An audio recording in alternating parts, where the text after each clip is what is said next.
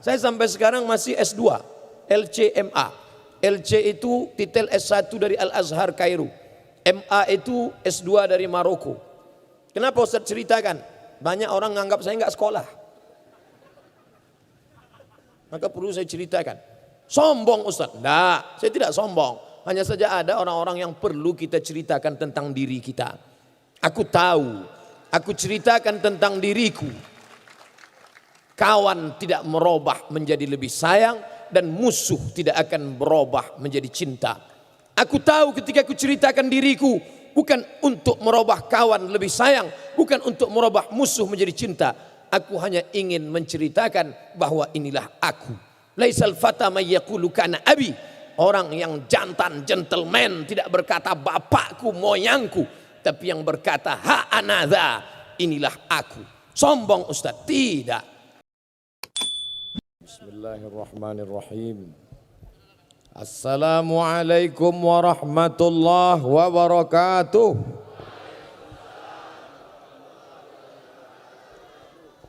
Dari bunyi sambutan salamnya nampaknya banyak yang belum buka puasa. InsyaAllah kita semua dimuliakan Allah subhanahu wa ta'ala. Bersyukur kepada Allah dengan ucapan Alhamdulillahi Rabbil Alamin. Berselawat kepada Rasulullah dengan mengucapkan Allahumma salli ala Sayyidina Muhammad wa ala ali Sayyidina Muhammad. Saya datang ke Jakarta, sampai di Jakarta melihat kali. Di sebelah kanan saya Pak Usman Sabta, lebih ganteng yang asli. Selama ini melihat di TV saja. Jumpa pula dengan Cak Imin, selama ini kita lihat balehonya saja.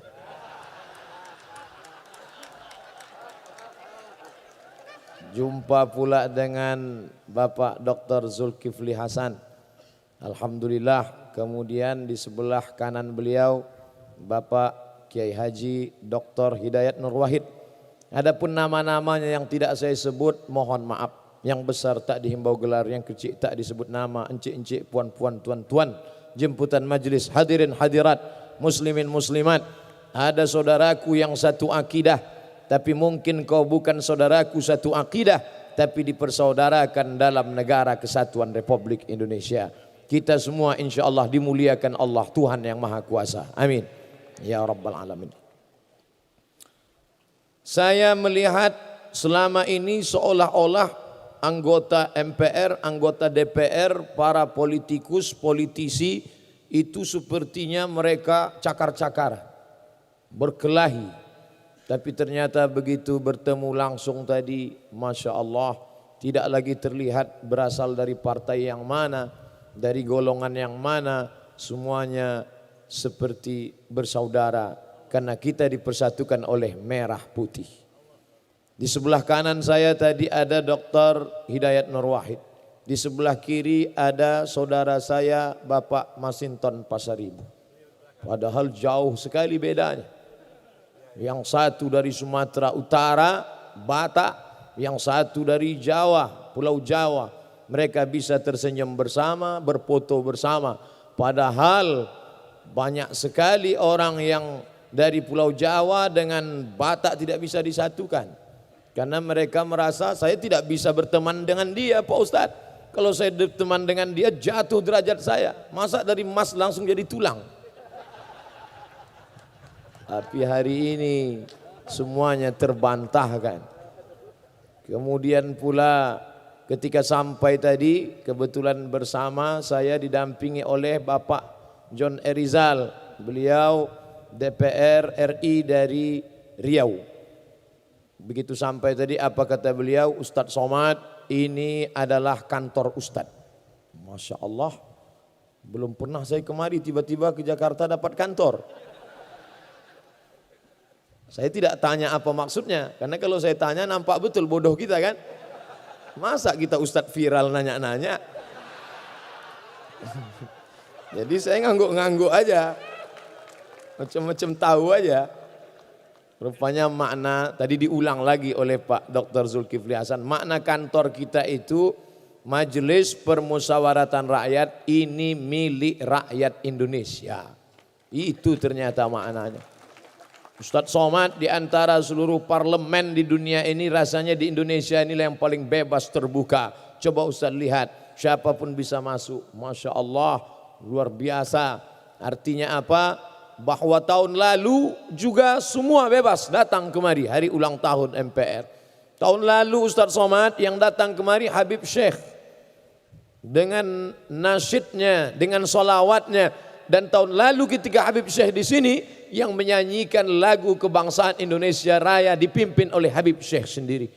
Masih lancar, masih ingat. Untung saya tidak disuruh tadi. Masih ingat Ustaz? Masih. Makanya ketika beberapa bulan yang lalu saya difitnah anti kebinekaan, anti NKRI. Alhamdulillah saya tidak memviralkan. Sehari setelah itu viral ketika saya menyanyikan lagu Indonesia Raya, menggerek bendera, memasangkan bendera di dinding sekolah tertinggal di kampung pedalaman di Provinsi Riau. Maka orang-orang yang memfitnah ini sesungguhnya mereka tidak punya paket 2 giga. Tonton itu banyak-banyak YouTube. Bagaimana kami menyanyikan lagu Indonesia Raya sampai ke pedalaman. Bagaimana hebatnya negeri ini. Bagaimana orang yang di dalam sana tidak dapat melihat internet. Tapi kita sampaikan ini negeri kita. Ini bendera sudah lapuk harus diganti. Kalian harus menyanyikan lagu kebangsaan. Karena sekarang kita bukan lagi krisis kelaparan. Karena sudah kenyang. Tapi krisis cinta tanah air. Alhamdulillah malam ini kita dipersatukan semuanya. Ketika berteriak Allahu Akbar. Lalu kemudian berteriak merdeka. Saat itu dalam satu hembusan nafas kita bercerita tentang agama dan kebangsaan. Orang yang berteriak Allahu Akbar dia bukan anti nasionalisme. Dan orang yang berteriak merdeka dia bukan anti agama. Sekarang bertemu 2 fobia. Satu fobia nasionalisme, yang satu fobia agama. Duanya saling penuh kecurigaan dan ketakutan. Kalau ada orang yang berteriak Allahu Akbar, jangan-jangan ini anti Indonesia. Ketika ada orang berteriak merdeka, jangan-jangan ini anti Islam. Maka sesungguhnya dalam teriakan Bung Tomo terdapat 2 kalimat itu. Dalam satu teriakan dia berkata Allahu Akbar. Dalam teriakan itu juga dia berkata merdeka. Merdeka tidak menafikan Allahu Akbar. Dan Allahu Akbar tidak menafikan merdeka. Ini agak serius sedikit. Bapak Ibu yang dimuliakan Allah Subhanahu wa taala. Oleh sebab itu, ketika sampai di sini kita tidak lagi melihat warna partai, kita tidak lagi melihat nomor dan golongan. Yang kita lihat adalah kepentingan besar di depan. Bagaimana Indonesia menjadi bangsa yang besar sebagaimana dicita-citakan oleh founding father, pendiri negeri ini. Mereka dulu ingin bermimpi, makanya mereka tidak punya cita-cita buat mobil. Mereka tidak cita-cita buat sepeda motor. Mereka langsung buat pesawat. Kenapa begitu? Karena saya merasakan sendiri bagaimana sulitnya berceramah dari pulau ke pulau, dari kampung ke kampung. Kalau untuk mengikuti jadwal haruslah kita penerbangan reguler, harus transit di Jakarta. Maka pendiri negeri ini dulu tahu, ini negeri kepulauan Indonesia. Nesia pulau, India, Hindu, Indonesia. Pulau-pulau yang berasa di bawah India. Pulau-pulau yang berada di bawah India. Ini hanya bisa disatukan oleh pesawat terbang. Maka pesawat terbang pun dibentuk, dicetak, dihasilkan oleh negeri ini. Tapi malang tak dapat ditolak, untung tak dapat diraih. Cita-cita kita tinggi, ternyata di balik kampung dusun sana ada anak bangsa yang tak dapat menghidupkan mesin cuci. Pesawat yang kita buat, tapi ada orang yang tak dapat menghidupkan mesin cuci ketika menjadi pembantu di negeri orang. Ustadz tahu dari mana? Mereka kirim WA ke saya. Ustadz Somad, apa hukumnya sholat di dalam WC? Kamu mau ngejek saya ya? Mau ngetes saya ya? Tidak Ustadz, ini serius. Kenapa? Saya tinggal di negeri nun jauh di sana hanya ingin mencari sesuap nasi.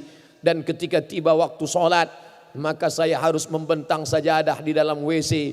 Karena supervisor saya kejam, tidak boleh ada waktu yang terbuang. Time is money, waktu adalah uang. Meleleh air mata membalas WA mereka, tapi air mata tak dapat menghapus kesedihan mereka. Ketika saya ke Hong Kong, saya tahu semuanya, tahu bahwa saya memang tak masuk ke dalam. Begitu sampai di airport langsung dipulangkan lagi. Saya masih sakit hati, tapi lebih menyakitkan lagi ketika kita menceritakan kesusahan kita, orang ketawa. Begitu sampai saya masuk lagi ke dalam, tiba-tiba ada salah seorang pahlawan devisa kita duduk di samping saya. Apa kata dia? Ustadz Somad ya? Ya. Loh, katanya ceramah jadwal di sini, saya nggak bisa masuk. Alhamdulillah. Kenapa? Saya bisa foto. Dia ceritakan dalam perjalanan itu bagaimana suka dukanya mencari nafkah. Tolonglah Ustadz, negeri kita gemah ripah loh jenawi, untayan zamrud, katulistiwa, tongkat dan batu jadi tanaman. Loh, kok persis seperti bunyi ceramah saya? Saya selalu nonton YouTube Ustadz. Saya mulai khawatir, jangan-jangan dia belum nikah. Rupanya suami saya menunggu di rumah Ustadz, menjaga anak-anak. Saya harus mencari nafkah di tempat yang jauh. Apa maknanya? Negeri kita yang besar dengan segenap potensi alam sumber daya manusianya, maka memerlukan ke depan. Kalau kita berkelahi, tercabik-cabik, terombang-ambing, dipukul ombak, dihempas gelombang, apa yang dapat kita lakukan di masa akan datang? Oleh sebab itu merupakan kehormatan yang luar biasa. Saya diundang di hadapan para pimpinan MPR, para anggota legislatif, di hadapan masyarakat, di hadapan saudara seakidah, sebangsa setanah air. Maka ini kebahagiaan yang luar biasa. Tidak disetting, tidak dibuat-buat, tidak direncanakan. Setiap datang tuduhan bertubi-tubi, 2 hari setelah itu pasti Allah Ta'ala menggantinya dengan ganti yang luar biasa. Dulu saya dituduh anti NKRI, sehari setelah itu langsung diundang oleh Mabes TNI. Viral. Saya dituduh tidak termasuk dalam 200 ustadz yang direkomendasi. Sehari setelah itu langsung diundang oleh Hakim Agung. Padahal saya tidak pernah minta undang, diam-diam saya SMS WA, tidak ada. Begitu juga dengan ini. Terjadi penolakan tausiah saya di suatu tempat, tidak boleh disebut namanya, menjaga kode etik jurnalistik. Lalu kemudian saya diundang hari ini. Dan saya memang menunggu momen foto-foto dengan pimpinan MPR ini. Cuman saya enggak minta. Saya enggak minta apa foto Pak, enggak. Tentu kita jaga image kan. Makanya begitu tadi mereka mengatakan foto Pak Ustadz, dalam hati saya, inilah yang kita tunggu-tunggu. Masya Allah, luar biasa. Aku tak pernah mencari engkau, engkau tak pernah mencari aku. Allah yang bertemukan kita. Oleh sebab itu maka kebahagiaan yang luar biasa malam ini. Di mana-mana saya tausiah 60 menit sesuai yang tertulis di botol 600 ml. Sengaja tulisannya dilepas biar saya tidak melihat dan disediakan 2 gelas. Masya Allah. Dan ada bisik-bisik tadi TV One memang beda. Malam ini kita direkam dan akan disiarkan siaran tunda. Ustadz harus bicara 75 menit. Lama juga ini dalam hati saya. Sengaja saya sampaikan dari awal supaya nanti kalau Bapak Ibu melihat kenapa Ustadz ini tidak berhenti, maklum karena belum habis 75 menit. Bapak Ibu yang dimuliakan Allah Subhanahu wa taala. Andai di antara Bapak Ibu ada yang lelah, capek, letih tidak mendengar ceramah ini, menunduk saja. Itu tanda setuju. Karena dalam hadis dikatakan as-sukutu alamatur ridha, diam tanda setuju. Jadi kalau diam, nunduk, walaupun nanti terdengar saya ceramah berapi-api, saya tahu Bapak berair-air di sana, tidak apa-apa, karena kamera tetap hidup menyala, direkam, yang pakai HP mereka viralkan, yang di YouTube nanti mereka akan like and share, yang TV tentu akan ditonton dalam acara Damai Indonesiaku, Dan saya memang biasa ceramah tidak ada orang. Kemarin acara rekaman untuk Ramadan saya dengan kamera aja berdua. Pasang. Jamaah yang dimuliakan Allah. Di depan masjid acara maraton, banyak yang lari-lari itu bingung. Ini Ustadz udah mulai error ini kata dia. Nah, jadi ini perlu saya sampaikan supaya, karena ada juga orang kalau saya ceramah dia memaksakan diri untuk mendengar sambil pura-pura mengangguk. Enggak apa-apa, yang mau tidur tidurlah, tak apa-apa. Artinya apa? Bahwa kita sedang berada di kantor kita, di rumah kita. Bapak Ibu jangan heran, kenapa Ustadz bicaranya tidak formal-formal betul? Ini kan orang-orang terhormat, dipilih-pilih rakyat. Orang yang duduk di hadapan ini Bapak Ibu, perjuangannya luar biasa. Berapa baleho mereka? Berapa itu? Di Riau itu ada seorang bapak-bapak namanya Pak Suhaimi, kerjanya mencabut paku setiap pagi. Pagi-pagi dia bawa itu pencabut paku, mencabut paku yang ada di pokok-pokok kayu bekas foto-foto yang memanjat ke pokok kayu. Kalau dekat-dekat musim pilkada dan pileg, itu kerja dia mencabut. Artinya apa? Mereka berjuang luar biasa. Yang paling sulit sekarang ini adalah mengumpulkan orang banyak. Itu yang paling susah sekarang. Bagaimana cara mengumpulkan orang banyak? Kadang sudah diundang artis dangdut, enggak juga ramai. Macam-macam artis yang diundang. Ada artis yang tinggi 170 dipakai baju 100 cm. Ditarik ke atas terbuka ke bawah, diturunkan bawah terbuka di atas. Ada pakaiannya sopan, bajunya panjang, roknya panjang, resleting belum dipasang. Macam-macam. Ustadz kok tahu? Ngeliat juga dikit. Itu. Nah, jadi yang paling susah itu ngumpulkan orang banyak. Payah ngumpulkan orang banyak itu sekarang. Macam-macam. Kadang sembako sudah dikumpulkan, enggak juga datang. Kain sarung. Ustadz kok tahu? Saya berapa kali dapat kain sarung. Tidak saya pakai sholat. Kenapa? Tertulis di ujung, coblos nomor. Bapak Ibu yang dimuliakan Allah. Tapi Masya Allah ini bisa datang. Kenapa bisa ramai orang? Karena dia merasa ini rumah dia. Dan saya pun tidak merasa ceramah formal-formal. Betul, kalau ceramah formal lihatlah bagaimana Zainuddin Kiai Haji Zainuddin MZ ceramah. Tidak begini. Semuanya diatur. Tangan harus begini. Wajah dari mulai salam, assalamualaikum warahmatullahi wabarakatuh, begitu. Kalau saya tadi tidak, macam ngobrol aja, santai aja, macam udah kenal lama aja. Dalam hati bapak-bapak ini so akrab aja Ustaz. Bapak Ibu yang dimuliakan Allah. Artinya apa? Karena mereka memang tidak menunjukkan kehebatan mereka. Padahal ini orang-orang luar biasa, doktor. Doktor itu apa artinya? PhD, doktor filosofi. S1, S2, S3. Luar biasa. Saya sampai sekarang masih S2. LCMA. LC itu titel S1 dari Al-Azhar Kairo. MA itu S2 dari Maroko. Kenapa Ustaz ceritakan? Banyak orang menganggap saya enggak sekolah. Maka perlu saya ceritakan. Sombong Ustaz? Enggak, saya tidak sombong. Hanya saja ada orang-orang yang perlu kita ceritakan tentang diri kita. Aku tahu, aku ceritakan tentang diriku. Kawan tidak merubah menjadi lebih sayang dan musuh tidak akan berubah menjadi cinta. Aku tahu ketika aku ceritakan diriku bukan untuk merubah kawan lebih sayang, bukan untuk merubah musuh menjadi cinta. Aku hanya ingin menceritakan bahwa inilah aku.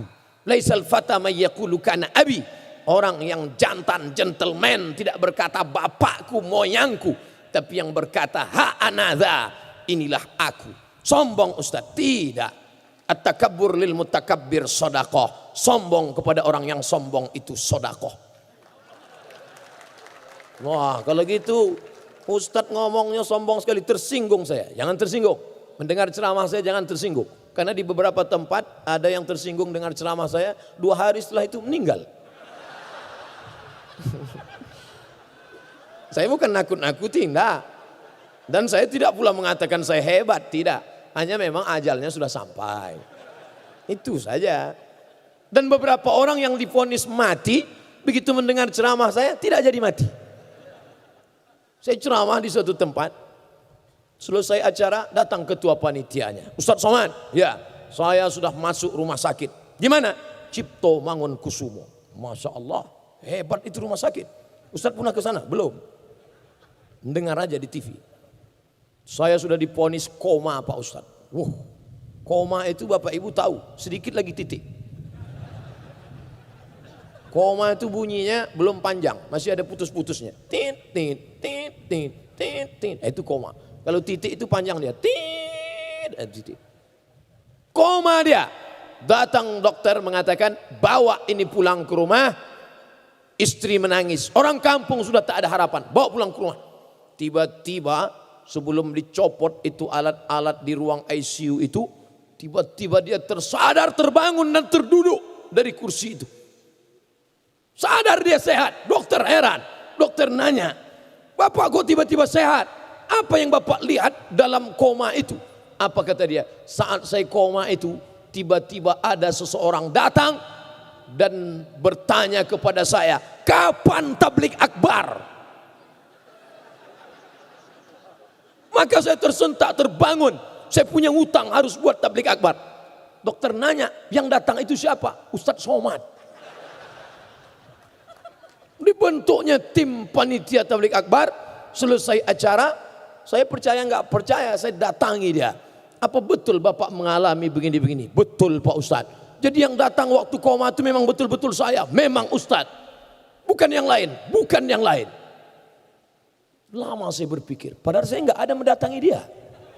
Kenapa saya bisa datang saat dia koma? Lalu saya tanya dia perlahan-lahan. Bapak sebelum tidur dengar ceramah siapa? Ceramah Ustadz. Pagi kalau mau berangkat tempat kerjaan dengar ceramah saya. Ceramah Ustadz. Sampai di tempat kerja kalau ada waktu luang dengar ceramah saya. Ceramah Ustadz. Baru saya paham.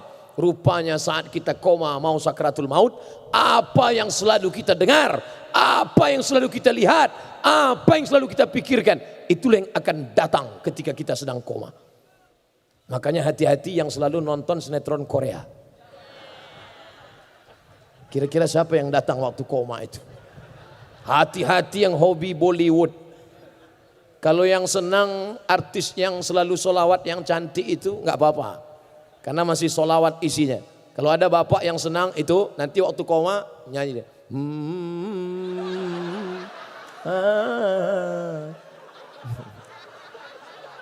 Gak apa-apa.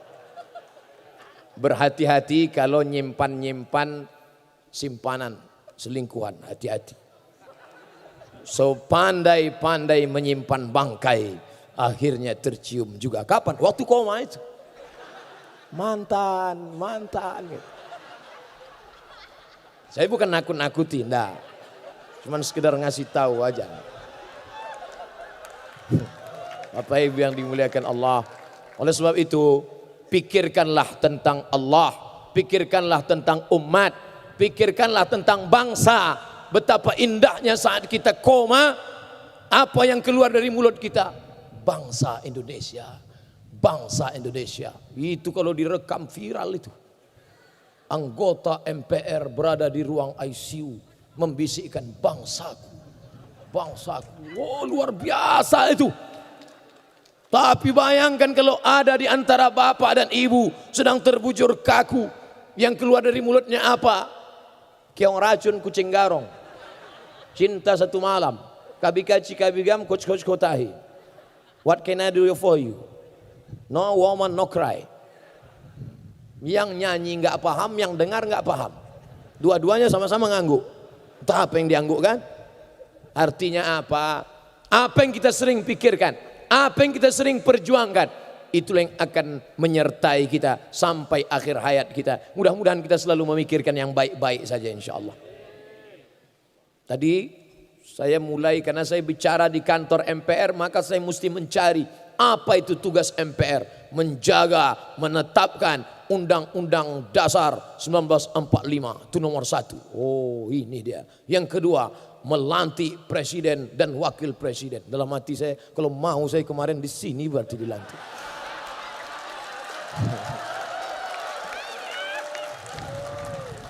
Banyak orang khawatir kalau saya ceramah. Kalau saya pergi ceramah, dihadang, gak boleh datang. Untuk apa? Menghadang saya itu untuk apa? Saya tidak mau. Untuk apa? Ketika saya berkata, perjuangkanlah ini dengan tanda tanganmu. Perjuangkan kebaikan dengan kekuasaan. Disangka orang saya mau mengiklankan diri saya. Enggak mas. Saya enggak mau. Saya hanya ingin menjelaskan kepada umat bahwa kalau kau ingin berbuat sesuai dengan apa yang kau bisa. Kalau engkau bisa sebagai guru TK, ya kau didik anak-anak di sana. Jangan sepelekan guru TK. Kenapa Ustaz tahu guru TK itu hebat? Saya diundang ke TK dan tidak ada satu anak TK mau mendengar. Berikut ini kami panggil Al-Mukarram Haji Abdul Somad LCMA. Ustadz yang sedang kondang saat ini, kata gurunya. Anak-anak itu tidak ada satupun yang mendengar. Saya pun naik ke atas. Assalamualaikum warahmatullah. Satu pun gak ada yang menjawab. Bingung saya. Situlah baru saya tahu guru TK itu luar biasa. Akhirnya saya merasa rendah. Tidak ada apa-apanya. Akhirnya saya panggil, ibu kepala TK bisa bantu saya? Pucat saya.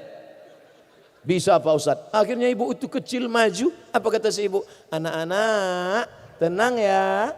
Semua diam. Baru saya sadar. Hai Abdul Somad, kau tak ada apa-apanya. Artinya apa? Jangan kau katakan pisau silet itu tidak tajam. Karena dia tidak bisa memotong batang kelapa. Dan jangan kau katakan kampak itu tumpul. Karena dia tidak bisa mencukur kumis. Semuanya ada porsinya masing-masing. Kami nggak nangkap Pak Ustadz, makanya minum. Orang kalau kurang cairan, dehidrasi payah mendengar ceramah. Semua kita punya porsi masing-masing. Saya bukan politisi, saya bukan politikus. Saya akademisi, intelektual, ustadz. Saya menjelaskan tentang agama saya. Saya menjelaskan tentang rahmatan lil alamin. Oleh sebab itu maka ketika saya berbicara tentang kekuasaan, tentang Islam, tentang hebatnya politik, maka saya tidak mengiklankan diri saya. Oleh sebab itu jangan khawatir saya akan bangkit. Saya sudah lama tegak berdiri. Tapi saya katakan sampai akhir hayat saya ingin menjadi ustadz. Ini ceramah ini tidak tahan lama. Paling-paling 10 tahun ini menggelegar. Sekarang masih kuat lagi. Allahu Akbar. Masih. Tapi 10 tahun lagi begitu ditarik. Allah. Kuat. Jadi 10 tahun lagi Ustadz mau ngapa? Saya akan mengaji di dekat rumah saya. Duduk, tenang. Saat itu 20-30 tahun akan datang. Sekarang umur 41. Walaupun banyak yang mengatakan 27. 30 tahun lagi saya tidak lagi bisa tausiah. Saya akan duduk di dekat rumah. Anak-anak keliling akan datang membaca Quran. Ustadz tidak khawatir mereka nanti akan mengejek Ustadz. Saya tidak ragu. Kalau mereka ejek-ejek, Ustadz, saya tidak akan marah. Kenapa? Mata saya sudah rabun. Tidak bisa melihat mereka.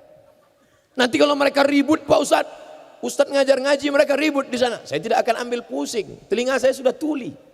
Saya tidak dengar keributan mereka. Tapi saya tidak ingin sunyi di tengah keramaian. Saya ingin menikmati hidup. Saya datang ke rumah salah seorang guru besar di bulan suci Ramadan. Ingin menyenangkan hatinya. Ingin melihat bagaimana dia di bulan suci Ramadan. Meleleh air matanya. Anakku, aku ramai dulu. Tapi sekarang aku sunyi di tengah keramaian. Dulu yang selalu datang sekarang tak lagi datang. Dulu yang mengantarkan aku sekarang sudah pergi menjauh. Anak-anak bapak mana? Sibuk dengan istri dan menantu-menantu. Anakku sayang, tapi menantuku itu yang kurang ajar. Cucu bapak mana? Sibuk dengan gadgetnya. Tak ada mereka menjenguk bapak. Ada, dijenguknya aku akhir pekan. Tapi kami duduk, silent generation. Cucuku sibuk tertawa sendiri. Menantuku pula sibuk dengan WA-nya.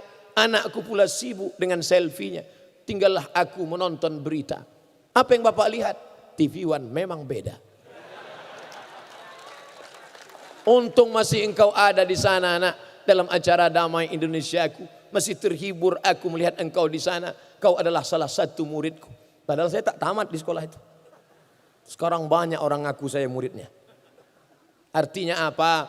Bahwa ada masanya kita sunyi di tengah keramaian. Lalu lintas hiruk pikuk. Tapi kita sedang sunyi, sepi. Dan kita tak ingin hari-hari itu terjadi pada diri kita. Hari berganti, musim berubah. Bulan begitu indah. Saya sebenarnya ingin mencontohkan bulan begitu indah. Malang tak dapat ditolak, untung tak dapat diraih. Tak nampak bulan. Bulan yang indah, bulan 15, purnama sedang menampakkan cahayanya. Tapi berapa lama purnama itu saudaraku? Purnama tak lama, 15, 16, 17, 18, masuk 2021. Bulan yang begitu indah. Tak lama sesudah itu hanya bongkahan batu-batu. Hanya bongkahan kerikil-kerikil yang tak bermakna, gelap. Sampai masanya juga begitu. Begitulah hidup manusia. Hebat, tinggi, berkuasa. Sampai akhirnya turun, down, hilang, mati. Kalau mati tak apa-apa, setengah mati. Begitu juga perempuan. Perempuan adalah kuntum. Setelah kuntum dia akan mekar. Setelah mekar dia akan harum mewangi. Setelah itu dia mulai kuncup. Setelah itu dia pun menguning dan mati. Oleh sebab itu maka kita mesti tahu hakikat hidup. Bahwa hari ini adalah pengabdian. Semua yang berada di atas pentas ini akan turun ke bawah. Di sana ada tanah. Dan ini adalah pentas dari atas, dari dalam tanah naik ke atas tanah dengan lampu yang berkilau, dengan balehu-balehu yang Masya Allah. Kenapa gambar saya tak ada? Rupanya ada di sini. Ada. Kenapa khawatir? Jangan takut, jangan cemas. Saya bisa mengatakan itu karena saya sudah pastikan memang ada di belakang. Masya Allah, tabarakallah. Tapi sampai masanya semua yang berdiri di pentas ini akan turun. Protokol pertama membuka. Setelah itu dia berhenti. Protokol yang pertama membuka. Setelah itu dia turun ke bawah. Setelah itu naik ananda kita, qori kita. Masya Allah. Setelah itu tak lama dia pun turun ke bawah. Setelah itu Bapak Ketua naik ke atas dengan pantunnya. Dengan tepuk tangan yang nampaknya terlalu dipaksakan. Lalu kemudian mereka pun turun ke bawah. Sampai masanya Ustadz Abdul Somad. Dengan limit waktu yang sudah ditetapkan. Abdul Somad hanya 75 menit. Lebih daripada itu awas. Begitulah agaknya ajal sudah ditetapkan Allah. 75 menit lebih dari itu. Habis. Maka Abdul Somad hanya tegak. Setelah itu selesai. Adakah orang yang mau bertahan di sini? Begitu acara selesai. Panitia menutup. Tiba-tiba tetap bertahan. Bapak enggak pulang. Saya ingin kekal abadi selamanya di sini. Tidak ada. Inilah panggung sandiwara. Inilah panggung. Maka berbuatlah apa yang bisa kau buat di atas. Abdul Somad hanya bisa berceramah dari masjid ke masjid. Dari tanah lapang sepak bola ke stadion. Tapi hari ini Masya Allah. Di tempat yang terhormat. Yang hebat. Yang luar biasa. Maka kesempatan untuk menyampaikan kebaikan-kebaikan rahmatan lil alamin naik dari dalam tanah naik ke atas tanah. Semua yang hadir di sini mau Jawa, mau Sunda, mau Batak, mau Melayu, mau Minangkabau, mau Makassar, mau Banjar, semuanya berasal dari Adam. Kalau ada yang merasa tidak dari Adam tolong angkat tangan. Dari Adam alaihissalam sampai Adam Smith semuanya berasal dari Adam. Dan Adam dari tanah. Dari tanah kembali menjadi tanah. Dari debu akan menjadi debu. Ambil debu, letakkan ke tapak tangan, hembus. Itulah engkau. Makanya kalau ada kawanmu yang sombong, atasanmu yang angkuh, ambil debu, hembuskan ke wajahnya. Itulah engkau. Kalau dia marah Pak Ustadz, saya tak tanggung jawab. Kau siapa? Kau tidak ada apa-apanya. Kau hanya tanah. Hari ini kau dimuliakan. Yang mulia, yang terhormat, Al-Mukarram Haji Abdul Somad LCMA. Masya Allah. Kenapa Ustaz Masya Allah? Saya sendiri yang bilang. Kalau tak saya muji saya siapa lagi? Orang memuliakan kenapa? Karena Allah ingin memuliakanmu. Ditiupkannya ruh ke dalam jasadmu. Fanafakhtu fihi min ruhi. Tanah yang sebelumnya diinjak-injak, yang sebelumnya kotor, yang sebelumnya hina, yang sebelumnya rendah, tiba-tiba tanah itu bisa naik ke atas.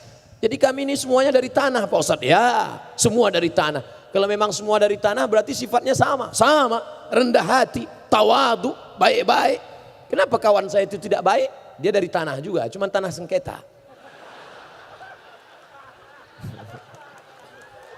Tapi jangan ini dijadikan untuk menunjuk orang. Kita kalau dapat ilmu itu 1 ke orang, 4 itu ke kita. Jangan pulang dari sini nampak kawan, engkau lah yang tanah sengketa.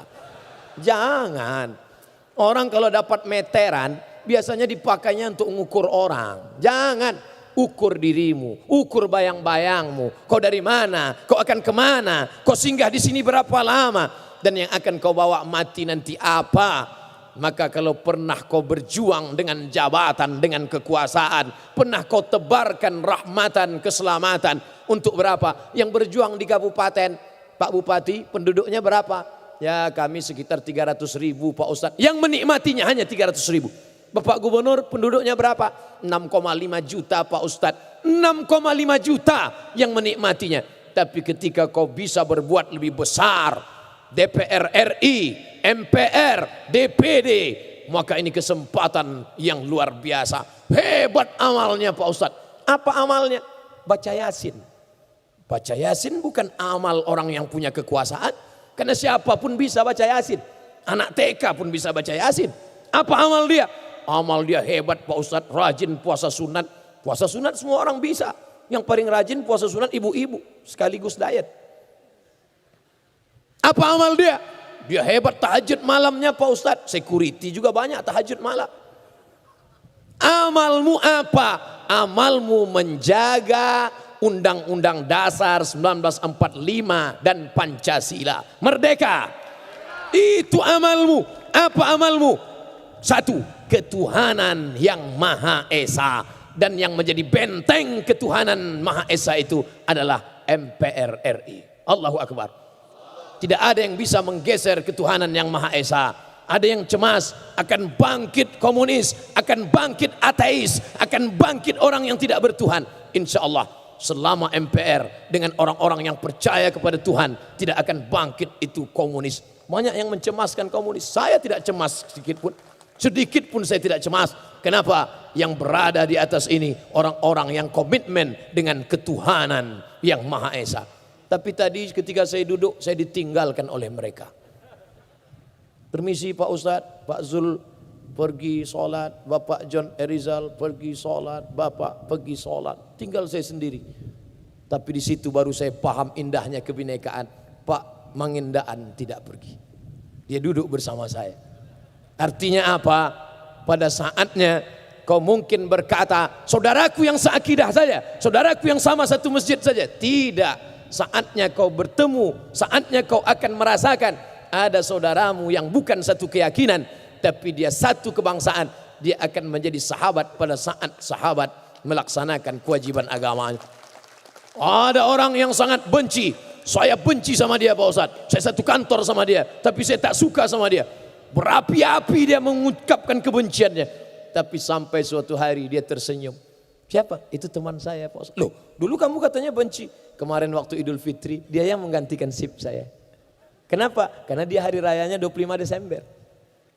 Beda, perbedaan membuat kita beraneka ragam. Siapa yang mengajarkan ini? Nabi Muhammad sallallahu alaihi wasallam.